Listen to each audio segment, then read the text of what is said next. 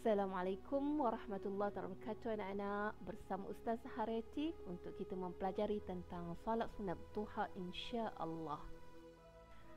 Anak-anak, jom Ustazah sharekan satu hadis yang diriwayatkan daripada Abi Hurairah radhiyallahu anhu. Awsani khalili sallallahu alaihi wasallam bi thalathin la ad'uhunna hatta amuta. صوم من 3 أيام من كل شهر وصلاة الضحى ونوم على وتر. Riwayat Al-Bukhari.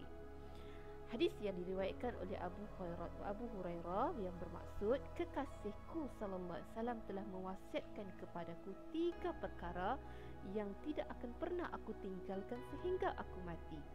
Berpuasa 3 hari setiap bulan, mengerjakan solat duha dan solat witir sebelum tidur. Kalau kita amati daripada hadis ini anak-anak, kita pasti terfikir apa kelebihan 3 amalan ini. Yang pertama, puasa yang dipanggil puasa Ayyamul Abyad, hari putih. Yang kedua, solat duha. Dan ketiga, solat witir sebelum kita tidur. So, untuk hari ini kita akan bincangkan fungsi, kebaikan, kelebihan, makna dan sebagainya yang berkaitan dengan solat sunat duha insya-Allah. Anak-anak tahu tak apa tu solat sunat duha? Maksud solat sunat duha ialah solat sunat yang dilakukan pada waktu antara naik matahari selepas syuruk hingga sebelum gelincirnya matahari. Solat sunat bila dilakukan pada waktu antara naik matahari selepas syuruk hingga sebelum gelincir matahari. Baik anak-anak, adakah solat sunat duha ini boleh dilakukan sepanjang hari? Tidak, jawapannya anak-anak ya. Bila boleh dilakukan? Iaitu bila masuknya waktu duha. So, bagaimana kita nak kenal pasti masuknya waktu duha? So, apa yang saya sebutkan sini adalah mengikut uruf ataupun keadaan di Malaysia. Waktu duha ini apa pun keadaan dia bermula pada waktu matahari naik. Bermula pada waktu matahari naik. Ya. So, mengikut uruf kat Malaysia ni sebagaimana disepakati ulama', 28 minit selepas waktu syuruk bermulanya waktu duha. 28 minit selepas waktu syuruk bermulanya waktu duha. So, saya bagi contoh ya. Waktu subuh berakhir pada pukul 7 pagi. Contohnya 7 pagi. So, plus dengan 28 minit, okey, maka jadi 7.28 minit. Maka 7.28 minit ini bermula masuknya waktu syuruk. So, 28 minit kemudiannya, 28 minit kemudiannya ada baru bermulanya waktu duha. So, dalam tempoh 28 minit ini dipanggil waktu syuruk. Waktu syuruk ini adalah waktu yang haram kita menunaikan sebarang solat sunat. Kenapa? Sebab dalam satu hadis Nabi menyebutkan bahawa tanduk syaitan berada di antara matahari dan ia menyamai dengan orang yang menyembah matahari. Iaitu orang Majusi. Sebab tu waktu syuruk ini adalah waktu yang haram bagi kita untuk menunaikan sebarang solat sunat. Okey, apabila bermulanya masuk solat duha, masuknya waktu duha, maka kita boleh menunaikan solat duha. Contoh, berakhirnya waktu syuruk tadi pada 8.3 minit, katalah 8.3 minit. So, bermula dari 8.3 minit sehingga 9 minit sebelum masuknya zuhur, maka kita masih boleh menunaikan solat sunat duha. So, bila berakhirnya waktu duha ni anak-anak, iaitu waktu duha ni berakhir apabila matahari tegak di atas kepala kita, iaitu sebagaimana ulama sepakati kira-kira 9 minit sebelum masuknya zuhur. Katalah zuhur pada jam 1.30 minit. 9 minit sebelum tu. Jadi 1.21 berakhirnya waktu duha. So, dalam tempoh 9 minit ni boleh tak nak solat sunat apa-apa? Tak boleh anak-anak. Ni adalah waktu yang diharamkan untuk kita menunaikan sebarang solat sunat. Ya, faham? Harap faham dan jelas. Anak-anak tahu tak apa hukum solat sunat duha? Solat sunat duha ni hukumnya sunat muakkad. So, bila sebut solat sunat muakkad, memanglah perkara sunat, tetapi ia sangat dituntut dan ia merupakan amalan sunat yang sangat besar pahalanya. So, jangan abaikan. Alhamdulillah, anak-anak kita teruskan dengan kaifiyah atau cara untuk kita menunaikan solat duha. Yang pertama kita perhatikan niat lah. Solat duha ni kena ada niat. Dan bagaimana lafaz niatnya? Usalli sunnatat duha rak'ataini lillahi ta'ala. Yang angkat takbir, sahaja aku solat sunat duha 2 rakaat kerana Allah Ta'ala. Okay. Berapa rakaat yang kita boleh lakukan untuk solat sunat duha ni? Bilangan rakaat yang paling minima, bilangan rakaat ni kita berdasarkan hadis-hadis Nabi sallallahu alaihi wasallam. So paling minima 2 rakaat, iaitu paling sedikit 2 rakaat. Tapi ada dalam hadis Nabi ada juga yang menyebutkan boleh solat 2, 4, 6, 8, 10 dan 12. So maksimum menunaikan rakaat untuk solat duha adalah 12. Minima 2, maksimum 12. Cuba bilangan rakaat solat sunat duha yang afdal, yang biasa Rasulullah SAW lakukan, sama ada 2 ataupun 8 rakaat. Banyak hadis yang menceritakan tentang jumlah rakaat solat sunat duha. Cara untuk kita melaksanakan solat sunat duha ini sangatlah digalakkan secara bersendirian, tapi tak bermakna tak boleh kita melakukan secara berjemaah, boleh juga. Dan ulama mencadangkan beberapa surah yang sesuai dibaca sepanjang kita menunaikan solat sunat duha. Selepas suratul Fatihah, pada rakaat pertama kita boleh baca surah Asy-Syams, pada rakaat kedua surah Ad-Duha. Kemudian kita sempurnakan rukun-rukun solat sehingga selesai, sehinggalah memberi salam. So, soalannya, boleh tak kita nak baca surah lain? Tak nak baca surah Asy-Syams, tak nak baca surah Ad-Duha dalam 2 rakaat ni? Jawapannya boleh. Surah terpilih. Dan surah tu terpulang kepada pilihan kita. Allahu a'lam. Baiklah anak-anak, mari kita perhatikan dan kita bincangkan apakah hikmah menunaikan solat sunat duha. Yang pertamanya adalah mendekatkan diri kepada Allah Subhanahu Wa Taala bagi meraih kasih sayang daripada Allah Subhanahu Wa Taala. So kita solat sunat duha ni tujuannya supaya kita sentiasa dekat dengan Allah, supaya kita dapat kasih sayang daripada Allah Subhanahu Wa Taala. Anak-anak, kalau kita perhatikan, sebenarnya waktu duha ini adalah waktu yang tercatat di dalam Al-Quran. Istimewanya waktu ini sehingga Allah bersumpah dengan waktu duha. Dalam surah Duha Allah berfirman, "Wadduha", demi waktu duha. Pernahkah kita terfikir kenapa Allah bersumpah dengan waktu duha? Kenapa bukan dengan waktu lain? So itu imam-imam tafsir, ulama tafsir berkata, andainya Allah bersumpah dengan sesuatu, maka ia menunjukkan perkara itu adalah sangat penting.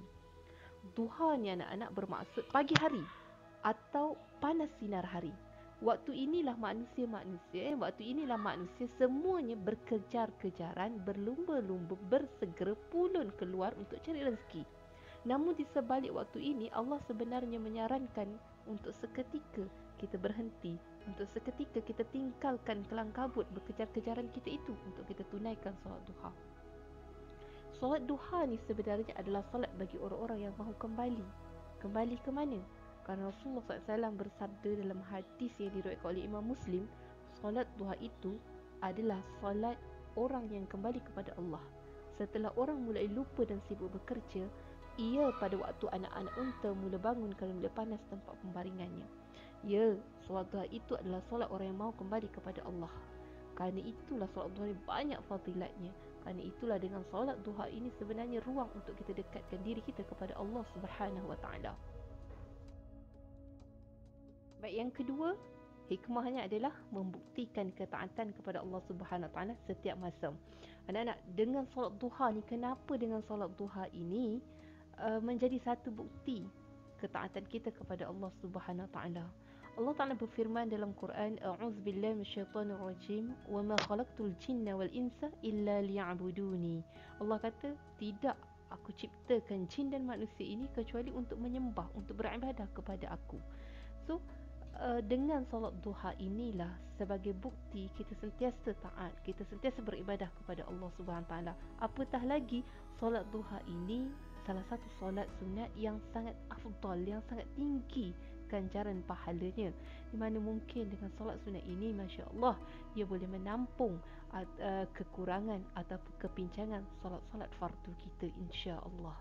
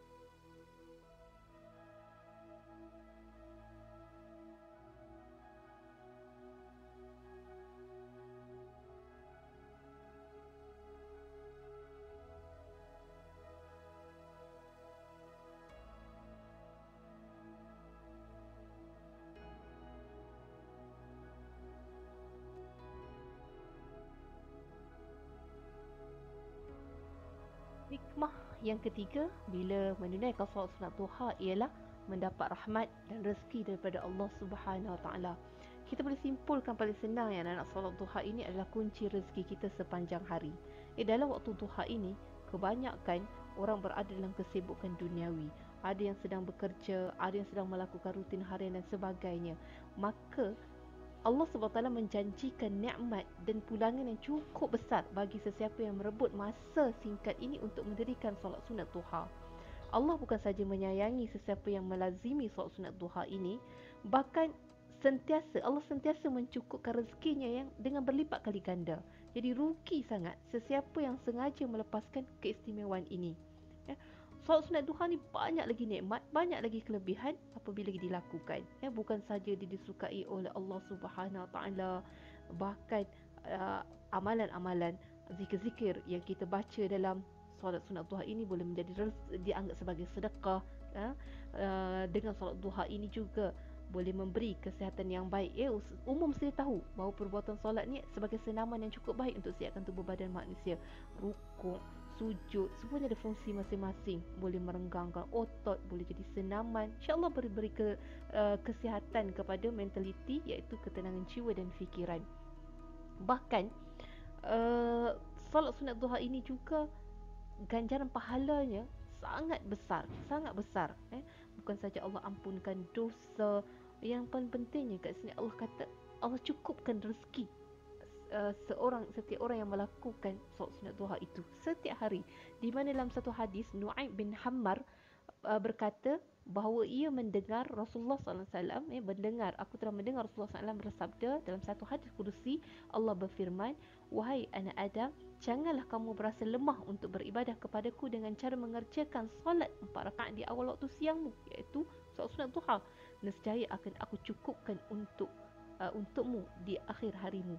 So hadis ni riwayat Abu Dawud. Hadis ni Allah di mana Nabi menjelaskan kepada kita dengan solat sunat duha ini rezekinya akan sentiasa dicukupkan oleh Allah pada hari itu dan seterusnya. Seperti yang sering dikatakan secara umum bahawa solat duha ni adalah solat pembuka pintu rezeki. Bahkan Allah akan turunkan rezeki yang tak disangka-sangka.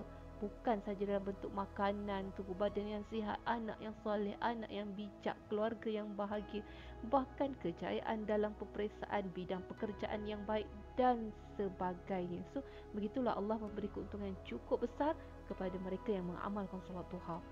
Tapi kita kena khusyuk dan fokus dalam melazimi solat duha tu, tanpa memikirkan rezeki harta semata-mata, tetapi keuntungan rezeki yang lain yang Allah boleh berikan kepada kita, insya-Allah. Masya-Allah, hebat sungguh solat sunat duha ni anak-anak. Baik, sedikit perkongsian berkaitan dengan hukum dan fatwa yang berkaitan dengan solat sunat duha ni. Isu pertama yang saya nak bawakan di sini adalah berkaitan dengan bacaan surah dalam rakaat pertama dan rakaat kedua.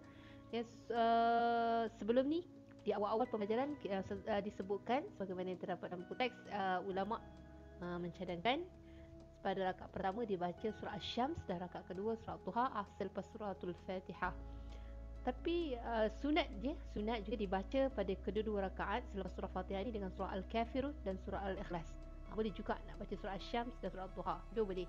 Dan boleh tak surah ni diulang-ulang sekiranya buat solat duha ni lebih daripada 2 rakaat, 4 rakaat, 6 rakaat sampai 12 rakaat. So surah ni diulang-ulang baca. Hanya surah ni boleh tak? Boleh dibaca ke semua surah dia sekalipun solat tadi melebihi 2 rakaat. Rakaat ke-6 nak baca balik surah Al-Kafirun, rakaat tu nak baca surah Asy-Syams balik, no problem, tak ada masalah. Tak ada masalah. Ataupun nak baca surah lain, tak ada masalah, terpulang.